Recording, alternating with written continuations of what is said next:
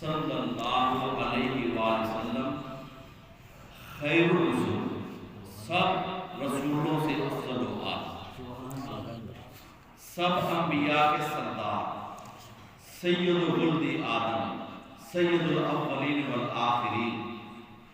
تو یاد رکھیے جس طرح ہمارے پیارے آقا صلی اللہ علیہ وسلم نبیوں کے سردار ہیں، جو ان پر کلام الہی نازل ہوا جس کو ہم اور آپ کہتے ہیں قرآن مجید، یہ ساری کتابوں میں سردار ہے۔ اور اس کے ساتھ حضور صلی اللہ علیہ وسلم کی نسبت کا صدقہ اس امت کو قرآن میں اور احادیث مصطفیٰ میں خیر الامہ کہا گیا ہے کہ ساری امتوں سے بہترین امت، اور کئی جگہ پر کہا گیا کہ امتوں کی سردار۔ تو یہ آقا صلی اللہ علیہ وسلم کی نسبت کا صدقہ ارشاد ربانی ہوتا ہے کہ تم بہترین امت ہو، اور ساتھ ہی فرمایا کہ بہترین امت اس لیے ہو کہ اخرجت للناس، اپنے گھروں سے نکلتے ہو، نکالے جاتے ہو تو تم کام کرتے ہو، وہ کام تم کرتے ہو، تم سے پچھلی امتوں میں وہ کام نہیں تھا۔ وہ کام کیا؟ تأمرون بالمعروف، تم دوسروں کو نیکی اور بھلائی کا کہتے ہو، وَتَنْهَوْنَ عَنِ الْمُنْكَرِ، اور اگر برائی دیکھتے ہو تو اس برائی سے روکتے ہو۔ پتہ چلا کہ اس امت کا فرض منصبی یہ ہے، بحیثیت امت بھی فرض منصبی ہے، اور بحیثیت فرد واحد بھی فرض منصبی ہے کہ جہاں تک ہمت و طاقت و استطاعت، جہاں تک بات چلتی ہو، جہاں تک بات پہنچائی جا سکتی ہو، جہاں تک آپ کہہ سکتے ہو، ہمیشہ بھلائی کا دوستوں کو بتاتے رہیں اور برائی سے روکتے رہیں۔ کیونکہ امر بالمعروف اور نہی عن المنکر یہ الفاظ معروف ہیں عربی کے۔ امر بالمعروف کا آسان الفاظ میں ترجمہ ہے کہ کسی کو نیکی کا حکم دینا، نہی عن المنکر کہتے ہیں برائی سے روکنا۔ پچھلی امتوں کا مزاج اور تھا۔ پچھلی امتوں کا مزاج کیا تھا کہ جو رب تعالیٰ کے قریب ہونا چاہتا تھا وہ دنیا والوں کو چھوڑ دیتا تھا، عزیز و اقربا کو چھوڑ دیتا تھا، دور بیابان کسی جگہ پر جا کر کسی غار میں، کسی جنگل میں اپنا ایسے کہ ادھر جا کر مسکن بنا لیتا تھا، اور نہ دنیا والوں کے چکر میں آتا تھا، نہ ان کے ساتھ بات کرتا تھا۔ رب کے ساتھ جو بھی محبت کا رشتہ قائم کرتا تھا، اس کو عربی میں کہتے تھے رہبانیت، یعنی دنیا سے لا تعلقی۔ میرے آقا صلی اللہ علیہ وسلم نے فرمایا لا رہبانیت فی الاسلام، حضور نے فرمایا میرے لائے ہوئے دین کے طریقے میں رہبانیت نہیں ہے، یعنی آپ لوگوں سے الگ تھلگ ہو کر، لوگوں سے قطع تعلق ہو کر اپنے آپ کو بچا نہیں سکتے۔ میرے آقا صلی اللہ علیہ وسلم نے فرمایا کہ اس امت کا بہترین منصب یہ ہے کہ لوگوں کو اچھائی کا حکم بھی دینا ہے اور برائی سے بچانا۔ تو اس لیے یاد رکھیے کہ فرض واحد کی حیثیت ہو یا پوری امت کی حیثیت ہو، ہر سنگی کو الگ الگ اس منصب کو یاد رکھنا چاہیے کہ جہاں تک بات پہنچ سکتی ہے، جہاں تک دوست احباب کے اندر پیغام آپ کا پہنچ سکتا ہے۔ ایک لفظ آپ نے سنا ہوگا صدقہ جاریہ۔ صدقہ جاریہ آپ نے یہ الفاظ بار بار سنے ہوں گے، صدقہ جاریہ، لیکن یہ لفظ بھی سن لے گناہ جاریہ، یہ بھی ایک لفظ ہے۔ صدقہ جاریہ کیا ہے؟ کوئی آپ نے ایسا کام کیا کہ جس سے اللہ کی مخلوق نے فائدہ اٹھایا، چاہے کسی کے لیے پانی کا انتظام کر دیا، کسی کے لیے چھت کا انتظام کر دیا، یا کسی کے لیے درخت لگا دیا، کوئی بھی ایسا کام کہ جس سے اللہ کی مخلوق فائدہ اٹھاتی رہے، یہ ہے صدقہ جاریہ۔ گناہ جاریہ کیا ہے؟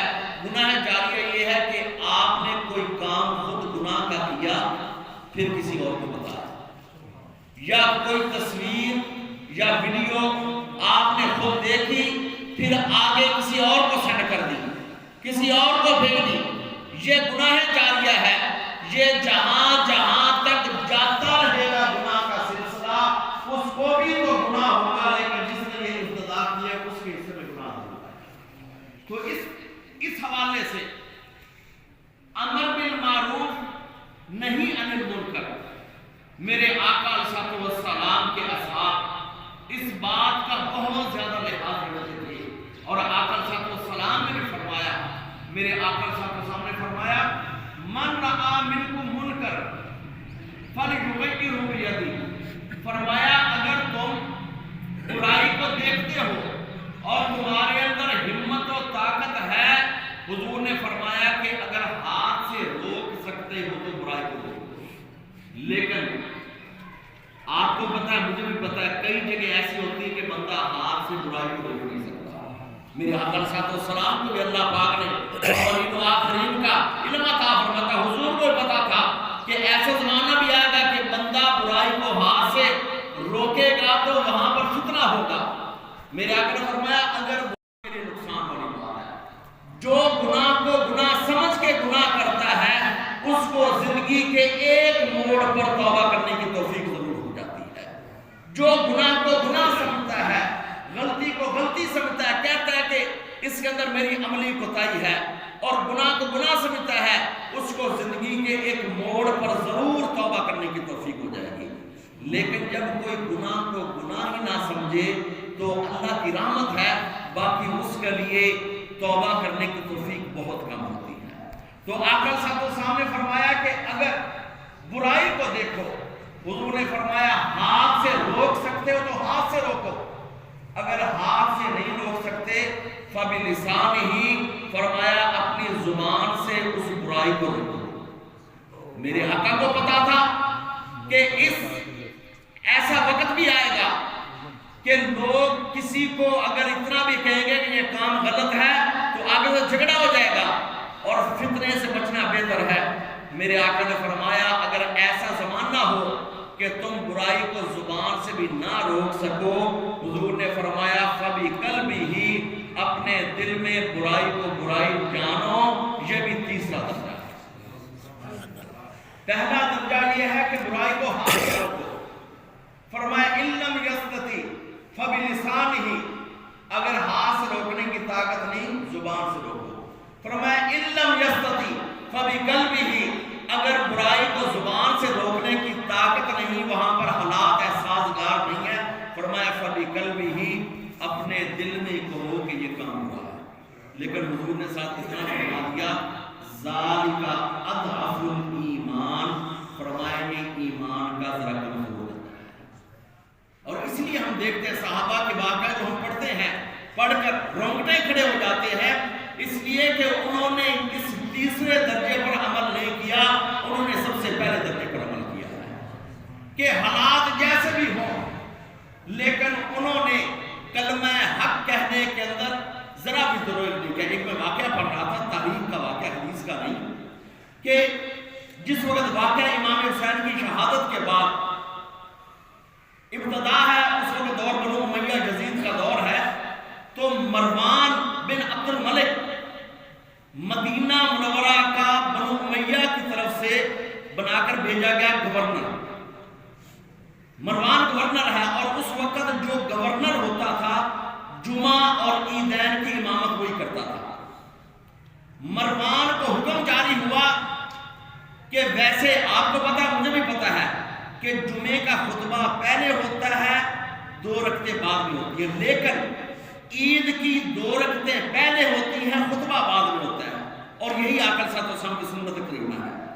لیکن مروان کو آرڈر جاری ہوا اوپر سے سکریٹ سے کہ عید کا خطبہ عید کے بعد نہیں، عید سے پہلے. کیوں؟ اس لیے کہ بنو امیہ کے دور میں گورنر اہل بیت اطہار مولا علی پاک کی شان کے اندر ایسے نازیبہ الفاظ خطبے میں کہتے تھے کہ لوگ عید کی 2 رکعتیں پڑھتے تھے، بعد میں خطبہ سنتے نہیں تو اٹھ کر چلے جاتے تھے. تو اوپر سٹیٹ سے آرڈر آیا کہ عید کا خطبہ عید سے پہلے. مروان خطبے کے لیے منبر پر بیٹھا، صحابی رسول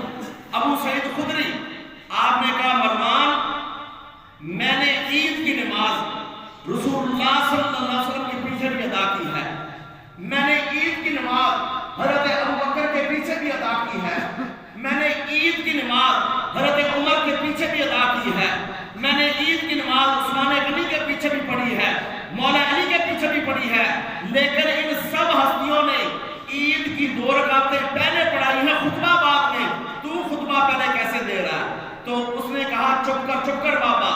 آپ نے فرمایا بابا چپ ہونے والا نہیں ہے، مدینے والے کہتے ہیں کہ ابو سعید خدری پورے مجمع میں ایک تھے، لیکن مروان کے جوبے سے پکڑ کر کھینچا، منبر سے اتار دیا، کہا کہ جو طریقہ میرے آقا کا نہیں ہے تیرا کیسے ہے؟ یہ ابو سعید خدری رضی اللہ عنہ کا جوش تھا، حالانکہ ان کو پتا تھا وقت کا گورنر کچھ بھی کر سکتا ہے، لیکن آپ نے فرمایا کہ جو میرے آقا کا حکم ہے کہ اگر برائی کو دیکھو، اگر ہاتھ سے اس کو روک سکتے ہو ہاتھ سے روکو، زبان سے روک سکتے ہو یہ اس کے بعد کا درجہ ہے، دل کے اندر یہ تیسرا درجہ ہے۔ لیکن ابو سعید خدری نے سب سے پہلا عمل کیا کہ آپ نے ہاتھ سے اس کو پکڑا، مروان کا جبہ پکڑا اور اس کو اتارا۔ آپ نے فرمایا کہ عید کا خطبہ پہلے نہیں ہوگا، پہلے عید کی 2 رکعتوں کی خطبہ بعد میں۔ تو امر بالمعروف نہی عن المنکر، معروف الفاظ ہے قرآن و حدیث کے کہ نیکی کا کہتے رہنا اور برائی سے روکتے رہنا، اور یہ اس امت کی ایک خاص علامت ہے۔ میرے آقا علیہ السلام نے فرمایا، جس پر میں شروع میں ذکر کیا، کہ میری امت میں رہبانیت نہیں ہے، یعنی میری امت میں لوگوں سے لا تلقی نہیں ہے، لوگوں میں رہنا بھی ہے۔ ایک ہوتا ہے کہ دنیا داری سے دور چلے جانا، بلکہ اس کے بارے میں مولانا رومی رحمۃ اللہ علیہ کی مجھے مثال بڑی پسند آئی۔ آپ سے کسی نے پوچھا دنیا داری کیا ہے؟ آپ نے فرمایا سوال کرنے والے، تو نے کبھی کشتی پر سفر کیا ہے؟ تو اس نے کہا سفر تو کیا ہے۔ آپ نے فرمایا کشتی کیسے چلی؟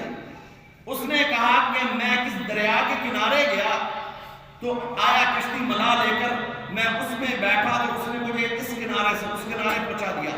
آپ نے فرمایا کشتی کس چیز پر چلی؟ اس نے کہا کشتی پانی پر چلی۔ آپ نے فرمایا تو پانی پر کشتی چلی، تو خیر و عافیت سے پہنچ گیا؟ اس نے کہا پہنچ گیا۔ فرمایا اگر درمیان دریا میں جا کر وہی پانی جس پر کشتی چل رہی تھی اگر کشتی کے اندر آ جاتا تو پھر؟ اگر پانی کشتی کے اندر آ جاتا، اس نے کہا جناب کشتی ڈوب جاتی۔ آپ میں یہی مثال ہے کہ دنیا میں رہنا بھی ہے، کھانا بھی ہے، پکانا بھی ہے، کمانا بھی ہے، لیکن یہ ساری چیزیں دل کے بہر بہر ہوں، دل کے اندر اللہ اس کے پیارے حبیب کی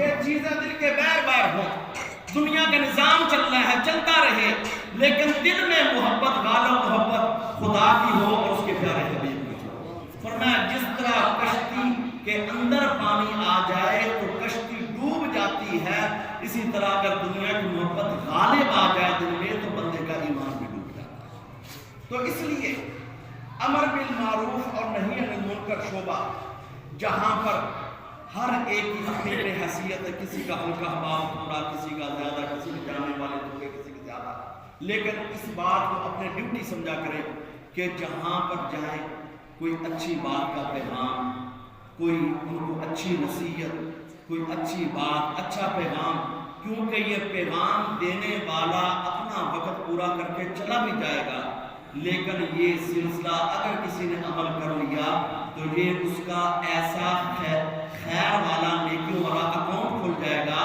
کہ مرنے والا مر بھی جائے لیکن نیکیوں والا اکاؤنٹ کھلتا ہے۔ اور یہ آقا صاحب قسم کا ارشاد پاک بھی ہے کہ اذا مات العبد، جس وقت بندہ فوت ہو جاتا ہے، انقطع عملہ، اس کے عملوں کا سلسلہ منقطع ہو جاتا ہے، جو اس نے کام کرنے سے کر لیے۔ میاں صاحب فرماتے ہیں نا، لوئے لوئے بھرنا کلیے جے تو ماننا بھرنا، شام پہ دن شام محمد گھر جانے میں ڈرنا، جو کرنا ہے جب آنکھیں کھلی کر لیا۔ میرے آقا فرماتے ہیں اذا مات العبد، جب بندہ موت کا ذائقہ چکھتا ہے، انقطع عملہ، اس کے عملوں کا سلسلہ منقطع ہو جاتا ہے۔ فرمایا الا ثلاث، 3 چیزوں کا فائدہ اس کو مرنے کے بعد ملتا رہتا ہے، حالانکہ مرنے والا مر گیا، موت کا ذائقہ چکھ لیا، لیکن میرے آقا فرماتے ہیں الا ثلاث، فرمایا علم ينتفع به، ایسا علم جس سے لوگوں نے فائدہ اٹھایا، اس نے ایسی بات بتا دی لوگوں نے فائدہ اٹھایا۔ میرے آقا فرماتے ہیں علم ينتفع به، علم نافع کا ثواب اس کو مرنے کے بعد مل جائے گا۔ اور اس کے بعد فرمایا صدقۃ جاریہ، کہ ایسا صدقہ جاریہ کو کوئی بھی سلسلہ قائم کر دیا، فرمائیے موت کا ذائقہ چکھ بھی لے لیکن اجر و ثواب ملتا رہے گا۔ اور تیسرا فرمایا ولد صالح یدعو لہ، فرمایا جب جانے والی کی اولاد بعد میں دعا کرتی ہے اللہ پاک اسی وجہ سے مصیبت انجام دیتا ہے۔ تو اس لیے کوشش یہی کیا کریں کہ امر بالمعروف اور اس کے ساتھ نہیں منکر، جہاں پر جائیں احباب بیٹھے ہوں، مثال دے رہا ہوں، اکٹھے دوست بیٹھے نماز کا وقت ہو گیا ہے تو ان کو آپ دوستوں کے کہ آپ بیٹھے نماز ادا کریں۔ یہ یاد رکھیے کہ جب آپ نے یہ لفظ بولنے نماز پڑھے، ہو سکتا ہے بے تکلف دوست آپ کو کچھ باتیں بھی کہہ دیں، کوئی ایسے بھی کہہ سکتا ہے کہ بلی جنی ہے نا سوچ میں کھا کے دہڑتی چلی، لیکن اس طرح کی باتوں پر اگر جائیں گے تو پھر آپ دین متین کا کام نہیں کر سکتے۔ دین متین کے کام کے لیے باتیں نہیں مارے بھی کھانا پڑتی ہے۔ واقعہ سن لیں کہ بلال حبشی رضی اللہ عنہ کے جسم کا کوئی حصہ بھی ایسا نہیں تھا جہاں پر نشان زخم باقی نہ ہو، دہتے کوئلے بھی، انگارے بھی، زنجیریں بھی، سب کچھ، لیکن جب دین متین کا کام کرنا ہو تو اس کے لیے صعوبتیں تکلیفیں بھی اٹھانی پڑتی ہیں، باتیں بھی سننا پڑتی ہیں۔ تو جب بھی کوئی اکٹھے دوست بیٹھے ہو کہ ان کو خیر کی بات کہہ دے، اچھائی کی بات کہہ دے، اور اگر کوئی بے تکلف دوست کوئی ایسی غلط بات کرتا ہے تو پیار سے اس کا رخ موڑ دے کہ نہیں ہمیں اس طرح کی بات نہیں کرنا چاہیے۔ آپ کا اتنا جملہ بولنا بھی آپ کے لیے بہترین اس وقت کا جہاد شمار۔ تو اللہ پاک سے دعا ہے کہ اللہ پاک ہمیں